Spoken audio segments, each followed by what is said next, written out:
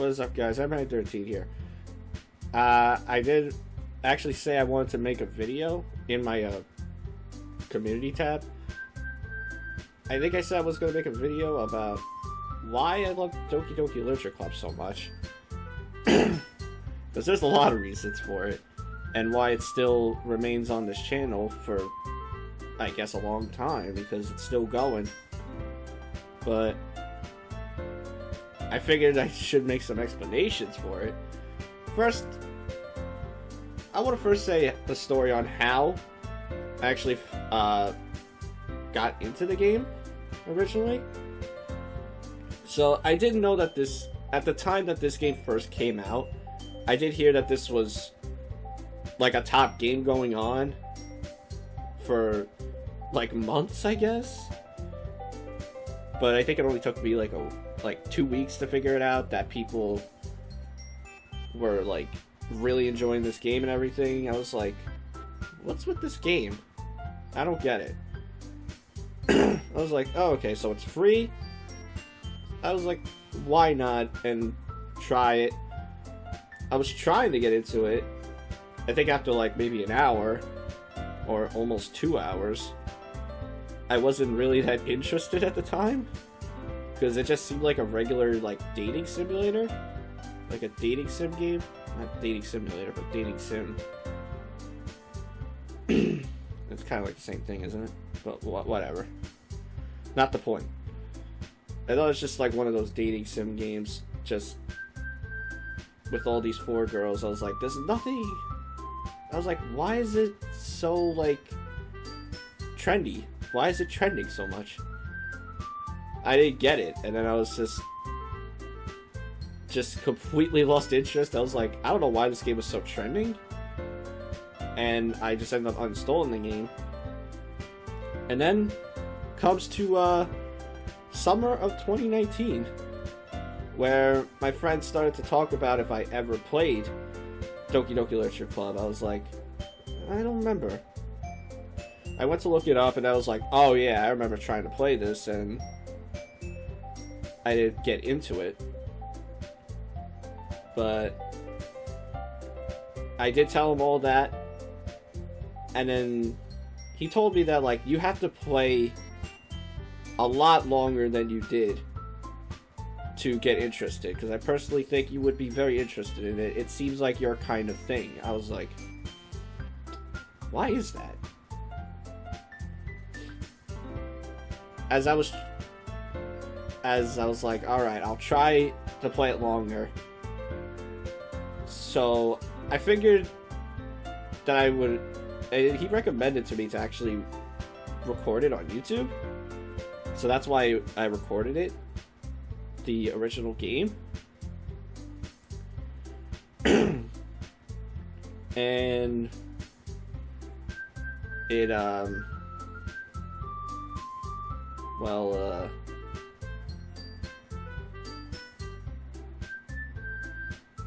I played it. I played through the whole entire thing of it. And I actually did get it really into it, and then it got really good when it started getting to the psychological horror stuff. Which, when I went to go re-download it again, I think at the time when the game first came out, there wasn't Steam tags, I don't think. I think there was, but at the time I was like re-downloading it again this past summer. It said that the tags was psychological horror. I was like, hold up, psychological horror? I was like, okay, now I need to find out how this is a horror. And then this game just got really good. I just got really into it after a while. It was so unique. I honestly wish I knew about the whole like game files thing where like Monica is adding in game files to your actual folder of the game. I didn't know about that at the time. I didn't know about it until like the very end, when Monica mentions about the game folders and stuff like that. Um, but that's not the only reason for me enjoying DDLC. As I really got into it, I was checking around, see how the community was like, and I was like, there's a lot of mods in this? Okay. I see that there was mods. A lot of the ones that people have recommended throughout Reddit and all that. Even on YouTube, a bunch of big YouTubers. I didn't watch any of them. I was like, I should try doing this. Wonder if it'll be as good as the original games. And thus, the DDLC, playing DDLC mods was born on this channel. But there's way more to it on why I like DDLC. DDLC has an amazing community. Like I said, a lot of people are making mods and everything. And all that. And I saw a bunch of artworks that looked really good. Like, everybody in DDLC community is very talented in their own way. When it comes to mods, it comes to fan art, it comes to anything.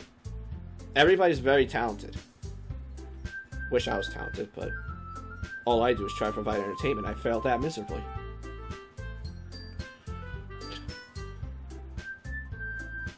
Even like people respecting like who their favorite Doki is, like there wouldn't be much of a war towards who's better. Like, oh, Monika's the best Doki. I don't see people try to go out and complain about him, like, or like people being like, yo, Monika's a bitch. Who gives a shit? She killed everybody. She's an asshole. Like, why would you even like her? Doesn't really matter though. There's like that someone would just be like, oh, I'm a Yuri fan more than anything. But I don't see, as far as I know, I haven't seen any like fan wars towards like any of the Dokis, which is fine. I like that. I like how everybody gets along and everybody just like recommends everything, because I did like make a Reddit post one day on like the mods I should play. A lot of people really did recommend a lot, which I am doing to plan on doing in the future. I'll do a lot of them in the future. So the next thing, the mods themselves. Now the DDLC mods, they are really amazing. I never thought like such mod creators or people that helped them would put in so much effort into these mods, and it's very cool. Putting in their own background art, giving the characters different face expressions that never been in the original game, even different sprite movements or positions, whatever. It's honestly impressive to me on people making the expressions and the sprites that had not been in the original game. They did it all on their own, it seems like, as far as I know. And a lot of the mods are like scary, sad, or happy, but I still enjoyed them. And a lot of them have such really good stories to their own mods. It's always just really good. All the mods I really played, I really enjoyed like the stories and everything. And like I said before, all the sprites, the expressions, they're all great. I just love it. It's great. That's why I'm playing a bunch of mods in DDLC, because there's so many mods out there that could be just like those, and they're gonna be so unique to me, and I'm gonna love it. Even the stories will be fantastic most of the time. And one thing I do really enjoy, like one of my favorite things in the world, is fourth wall breaking. I just love it. It's just great to me. I just love how, like, any character, it could be a video game character, a movie character, a TV show character, and like they break the fourth wall talking to the audience. It's fucking amazing. It's fucking awesome. I love it. I can't explain it. It's just so good. It's like just genius. I mean, really, Monika's the only one who breaks the fourth wall, but that's what makes her character so unique. She's a fourth wall breaking character. Not really anybody else.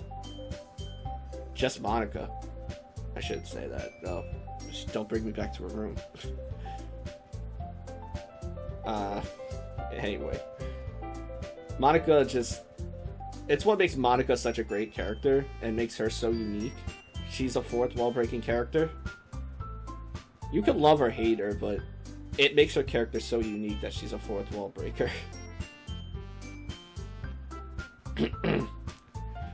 And last thing I want to say,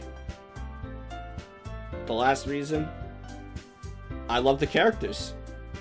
Every single character. I love every single character. They all will hold a special place in my heart. They are such great characters. They have great character development. It's great. Like I said, Monika's character is very unique when it comes to like fourth wall breaking. And you know, she's the president. She, I guess she's like kind of like just the nice girl, the nice sweet girl. But then at the very end, you see that she's not really like that, as she pretty much killed off every single character because she wants to be with you. You, the audience. Not your character, but you. Like, I wasn't into her character until it reached to that point. It was so it made her so unique towards that, though. I guess it was like kind of a slow development, but the build up to it was actually really good to it. Because you just think she's just gonna be like, oh, this is just what she's gonna be like for the rest of the game, isn't she? She's not. She's not like that. Natsuki, I mean, she's a bit bitchy, but her character is just her character is that she does like you that way, but she just doesn't. She tries her best not to show it and tries to make it like she doesn't like you that way. I mean, you kind of see it, like, very obviously that she does like you. But like I said, she just tries not to show it. Don't know the reason for that, but who really cares? It's just how Natsuki is. Yuri's she's okay. She's an okay character. I mean, like I said, I love all the characters, but I just think she's okay. I mean, maybe because she's just not that active. She's not like very social, very talkative. So, well, I mean, she could be very talkative. Like when it comes to books, she's talkative. I mean, I would have said that her character development would be very interesting when it came to, like, finding out that she does cut herself. But it's still a little confusing to me because I think that just might have been just the doing of Monika. But people do make it as, like, like it's actually canon to her character in mods. I mean, I don't know how really canon it is, but I can't really say for sure. I'm still a little confused on that part. I just don't know. The same thing goes for Sayori's depression. I think that was just a doing of Monika as well, but again, I have no idea. And the last character, Sayori, I saved the best for last. She's my favorite. I love Sayori. It's basically because I just like that. I like how Sayori is just such a cheery girl. She's just very cheery. She tries to be very happy all the time. She would be the peacekeeper, like when Yuri and Natsuki fought. She would be the peacekeeper. She's the vice president, so I guess it makes sense for her to do that. But really, Monika should have been the one doing that, but what matters? What matters? Sayori is just a favorite character of mine. She's so cheery, she's playful, she's got a bubbly personality, and I like all those kind of things. Like, really, if I ever tried getting a girlfriend anytime soon, unlike the last two I had, I want somebody to be just like Sayori, who's got all this personality.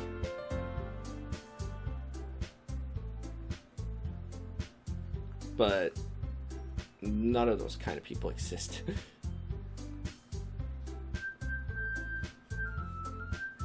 It's just that I like the nice girls. Sayori is, I guess the community does call her Cinnamon Bun, which I guess that's what it technically calls her. That's what she is when it comes to her personality. But, yeah, I mean, Sayori's will pretty much always remain my favorite no matter what, pretty much. Yeah, I think that's all the stuff I have when it comes to the reasons why I still play DDLC. I hope you guys actually liked that I had the game menu playing in the back, because reasons. Nobody wants to just sit there and just look at my ugly mug on the big screen. You're goddamn right.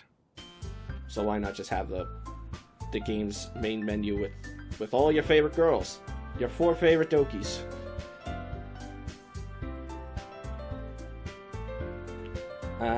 And the nice music in the back too. Why not, right? Anyway, those are the reasons why I still play Doki Doki Literature Club. The community, the mods, fourth wall breaks, and all the characters. Those are all the reasons. And I still plan to play DDLC for a long time. Hopefully. Because mods are still being made to this day. I need to catch up on all the good ones, though, that I've missed for like 2 years. All the ones that piqued my interest and everything, so. And hopefully, I'm trying not to make this channel into just DDLC. Because I want to do other things besides DDLC. It's just that it's been a little rough to do that.